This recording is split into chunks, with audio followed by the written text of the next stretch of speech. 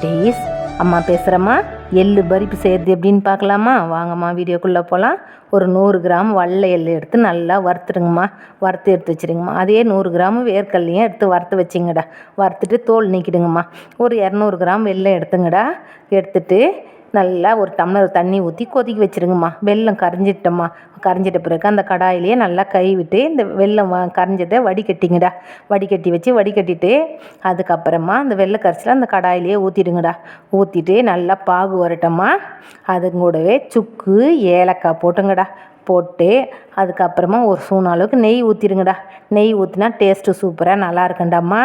கொஞ்சம் ஸ்வீட்டு உரைக்கிறதுக்காக ஒரு சிட்டிகை சால்ட்டு போட்டுங்கடா. போட்டு நல்லா பாகு வரட்டும்மா.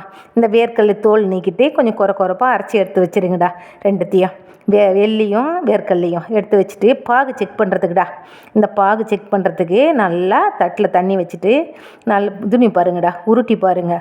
உருட்டிட்டு கீ போட்டிங்கன்னா ஒரு சவுண்டு கேட்கும்.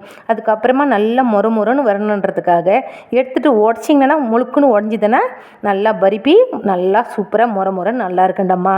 அதுக்கப்புறமா அது பதம் ரெடி ஆகிடுச்சின்னு அர்த்தண்டம்மா. எள்ளு போட்டு அந்த வேர்க்கடலையும் தூள் பண்ணியிருக்கலாமா அதையும் போட்டுருங்க. நல்லா கிண்டிட்டு தட்டில் நெய் தடவிடுங்கடா. தட்டு திருப்பிட்டு அதுக்கப்புறமா பூரிக்கட்டியில் அந்த பூரிக்கட்டிக்கும் நெய் தடவிக்குங்கடாம்மா.